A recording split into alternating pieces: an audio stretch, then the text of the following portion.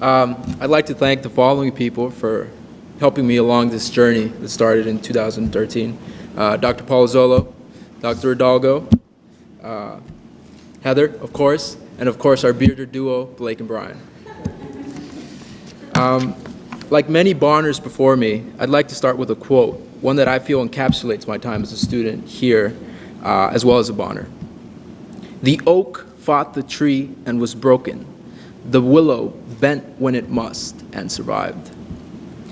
To begin to reflect on civic engagement, I cannot ignore my years as a child growing up in a small, densely populated corner of Los Angeles. I was always a translator for my parents. They couldn't speak English, so I was often called upon to read to my parents what their credit card statement said or what the phone company had charged them. They relied on me for information that they would have trouble obtaining. These difficulties would have a profound impact on my service as a Bonner Scholar. When I was 9, with the long summer months approaching, my mom forced me to sign up as a volunteer at my elementary school in order to keep my eyes from being glued to the TV. Obviously, it didn't quite work as planned because I'm required to wear glasses while driving. However, those experiences of serving as a volunteer would be my first taste in community engagement. Of course, I was too young at the time to realize it.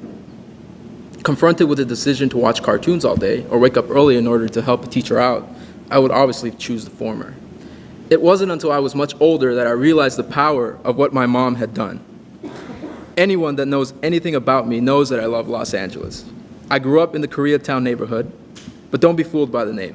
Latino immigrants are the majority. Other communities, such as historic Filipino Town and Little Bangladesh, reflect the diverse nature of the city. This characteristic molded me and is a source of much of my affection for the city. I genuinely valued being able to see and interact with others who were different from me. These interactions fueled my curiosity and proved to be a common theme throughout my time in the public school system. This fact made it so difficult for me to transition to life at the University of Richmond, a new world far away from the grimy streets of my hometown. I traded concrete and diversity for greenery and a homogeneous student population. Far from a criticism of this institution, it was a fact that I was unprepared for. Many of my peers came from backgrounds unfamiliar to me, making it difficult to relate to them. Relating to others came so easily back at home, so why wasn't I able to do the same at Richmond? My time here has not been easy. Quitting is something that sprung up in my mind way back during the second semester of my freshman year. I missed my parents and the support that the world I grew up in provided. I was out of my comfort zone and didn't know how to maneuver the new world I was in. I was fortunate enough to find a home in Richmond through my service at Commonwealth Catholic Charities, where I worked with refugees and immigrants. I had never taught ESL classes before, but I understood the difficulties of learning a new language. I imagined that many of their kids also served as translators, just as I had before. I recognized the value of what I was doing. I was also fortunate enough to have dedicated Bonners as mentors, people like Thomas Griego and Bishant Batrai, who helped me better help our clients. Twice a week, I would show up and serve as an ESL instructor for a population eager to learn. That was the biggest reward, seeing my students improve. I could see their confidence rise as they talked to me out of class in order to grow their conversational English. As my opening quote alludes to, sometimes things change, and the response to change is what defines a person. The ESL program that I was a part of closed, thus moving my civic engagement from the classroom to a more formal office setting. I was disappointed, to say the least. I realized I'd probably never see any of my students again. However, rather than sulk about the loss of the program, I realized I'd have to adjust my civic engagement to the realities of my new situation. Amila, my supervisor, provided me with paths to continue to help the lives of refugees and immigrants through more formal means. I quickly realized the difficulties of the nonprofit world, where funding is reliant on government grants, donations, and gifts.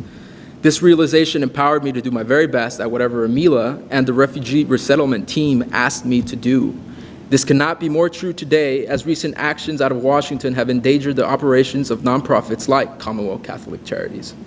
I've witnessed firsthand how these operations can be hampered by the rhetoric of slashing funds and lowering the amount of refugees allowed into the country.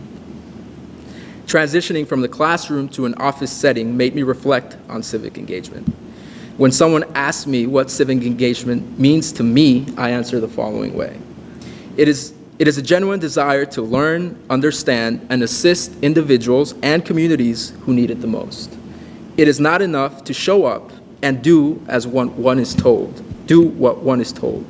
That mindset ignores the whole context that has led to the problem in the first place. Learning, understanding, and assisting are drilled into us as Bonner Scholars, and I think it is the most important takeaway from the program. I was able to apply this insight into an international context when I spent a summer in Buenos Aires, helping marginalized immigrant communities who resided in slums. I saw parallels between the United States and Argentina, both self-proclaimed countries of immigrants. However, today, many immigrants in Argentina are poor and persecuted, leaving them no choice but to live on the margins of society. The way some Argentines speak of these immigrants is reminiscent of the rhetoric here in the United States. The problem is framed by labeling immigrants as lazy, deceptive, and prone to steal. Obviously, these generalizations persist due to a lack of understanding of the wider context on why immigrants choose to move in the first place. Very few wanted to push themselves out of their comfort zone and learn more about them, learn who they were as people, why they make the decisions they made. It was an experience that reinforced my understanding of civic engagement. I'd like to end by recalling a touching moment I shared with a newly arrived family from Afghanistan 3 weeks ago at Commonwealth Catholic Charities. Just as I had entered the office that day, Amila, my site supervisor, was out the door as she was going to get some food for them. They had just arrived. When Amila returned with the food, I helped her serve it to the mom and her 4 children. This was the family. After getting all settled, they motioned me to sit down and eat with them. I proceeded to have a small conversation with the children about soccer and their favorite soccer teams. Her children were able to muster enough words in English so we could understand each other. It was a genuine moment that I will carry with me for the rest of my life.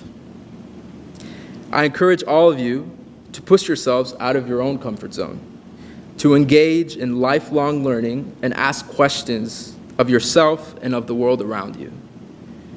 As the actor Terry Crews so eloquently notes, once you push yourself into something new, a whole new world of opportunities open up, but you might get hurt. In fact, you will get hurt. But amazingly, when you heal, you are somewhere you've never been. Thank you.